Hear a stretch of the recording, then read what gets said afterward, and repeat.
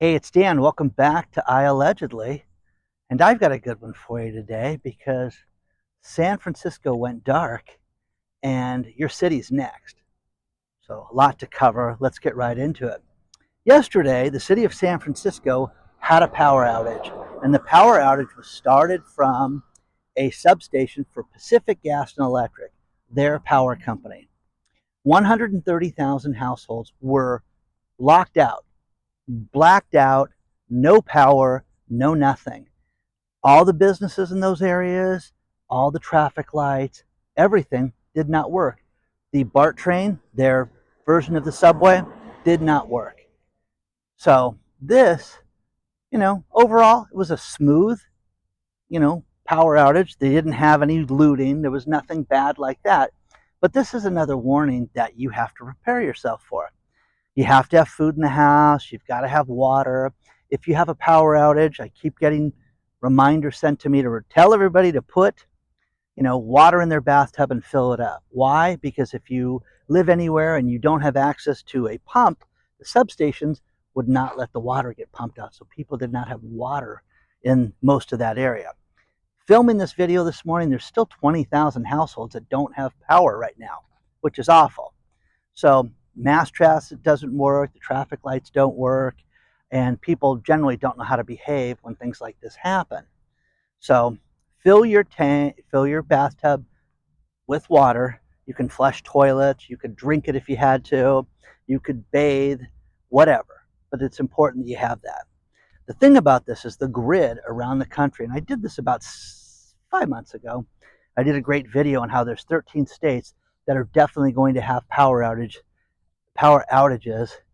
and if they escape the summer, which they've had a bunch of problems in the Pacific, in the northeast of the country, and in the Pacific, we have better power stations out here than they do with some of those older areas. But you need to prepare as if you're not going to be able to, um, go to the bank, go to the ATM, do anything, use the internet. Nothing worked during this time. So people were, locked out of everything.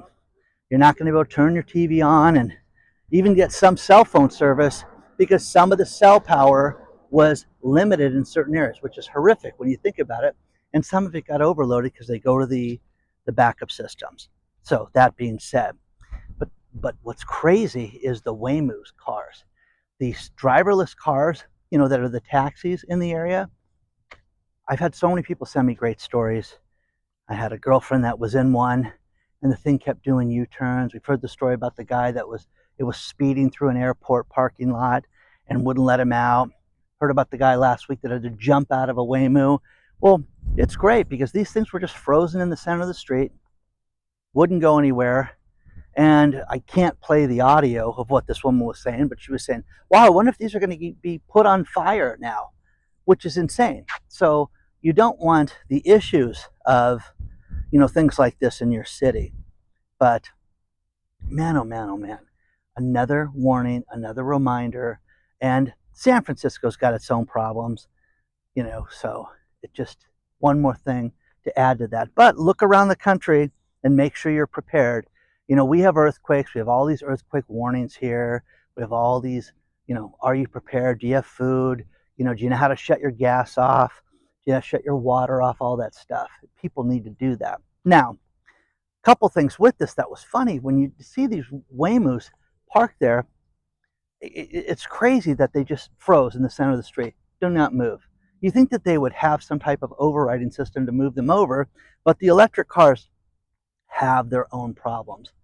Michael McCormick, driving down Highway 4 in Florida this last week, and we've all had this, experienced this. Had to stop suddenly, 20-ounce water bottle flies from the back seat to the front seat and spills under his feet. Doesn't think much about it, but by the time he gets home, the blinkers don't work in the car won't shut off, it's experiencing serious electrical problems because it's an electrical car.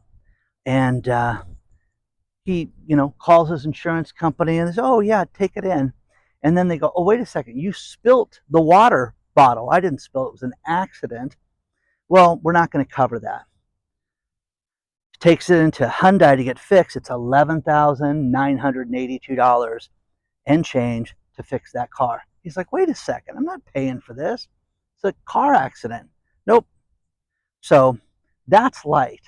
I want to remind you guys, girlfriend's driving her Tesla and somebody clips the side of her car. And the car just didn't drive right. The computer didn't work, and she's going back and forth to work and the courthouse and stuff. And then she takes it in, schedules an appointment at Tesla, and they freaked out when she brought the car in. Whoa, whoa, whoa, whoa, whoa.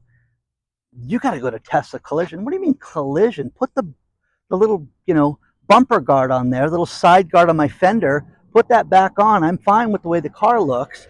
No, you don't understand. The computer's destroyed. We're really concerned about this. Goes to Tesla Collision. Car's totaled. Look at that. Car's totaled.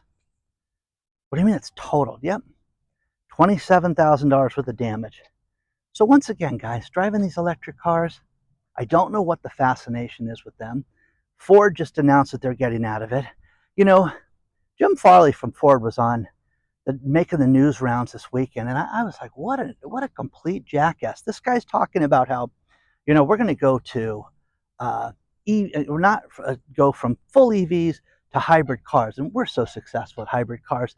I'm like, do these people not realize that we remember what they're talking about and that this is a complete joke? So, the other thing with the car is I told my girlfriend, I said, you're going to experience the insurance company completely ripping you off. And she's like, no, my insurance company's great and they're not going to have a problem. No, you'll see. I wonder when you're going to have to drop the litigator card on them and tell them what you do for a living. And sure enough, they offered her about $300 less than she owed in the car, the $27,000, and then she said, wait a second, this is ridiculous. So she comes back with one phone call and says, hey, I'm not going to tolerate this. You guys better give me fair market value of what this car's worth. And she gave them the number, which was close to $38,000. And sure enough, in 15 minutes, they called back and said that was the second offer. Is that insane, guys? Criminality with these insurance companies.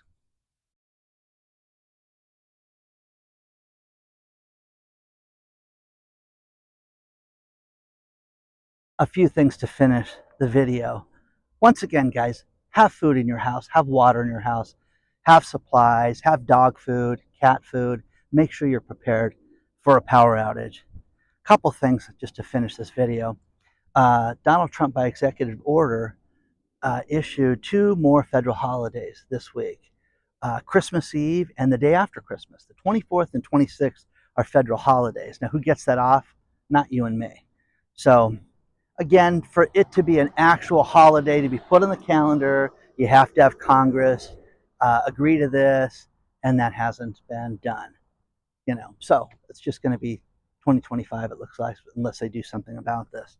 But the other thing that Donald Trump did was he gave a warrior bonus, which was a bonus for every single person in the military of $1,776, which I was like, that's cool. That's really nice that these people get this money sent out to them, and the checks have already been issued for that. So that's kind of nice. And again, I don't know anybody that couldn't use $1,776 at the end of the year, at the holidays, that would not make a difference in their lives. Final thing that I want to talk to you guys about is, as I end this, again, I was at an Amazon Fresh store yesterday. A friend of mine had a birthday party, and I, bring this, bring that, had to bring some stuff over. And I go to the self-checkout, and these 2 women in front of me, I'm sitting there looking at them, and it just looked shady. One had their back turned to the store, and the other person was scanning the items. And I'm like, it's kind of a weird thing. You think that they'd both be involved in that anyways. Didn't think much about it, but I look up, and there's a camera right in front of my face. So as I'm scanning my items, I'm thinking, oh, that prevents theft from people like this. So I'm doing my stuff, and I dropped one of the items and turned around, and what one of the women were doing was they were scanning one item, and then the other woman was putting a more expensive item on the side where you're supposed to bag things. And I'm thinking, oh man, they're just trying to rip the store off. Well, how do you do that? I mean, you've got only so many items. Where do you leave items up there? And sure enough, that's what they did. But you wonder why things cost more, and theft is a big problem. So having people steal like this is terrible. And you know, it's ridiculous to commit a crime like that and to not think that those cameras, the ones that I saw, were not looking at them. They know exactly who this person is. Do you have your Amazon number? You know what I mean? So you punch it in and they know, oh, wow, look what Joan took today. You know what I'm saying? So hit the like button, prepare for the earthquake, prepare for the hurricane, prepare for the, tornado, prepare for the power outage. Get ready, guys, because it's just crazy. And don't go in those electric cars. I'm telling you this right now, $12,000, $27,000 worth of damage for minimal things like this. It's lunacy, okay? Like, subscribe, make good choices. Reach out anytime, hello@iallegedly.com, and I'll see you very soon.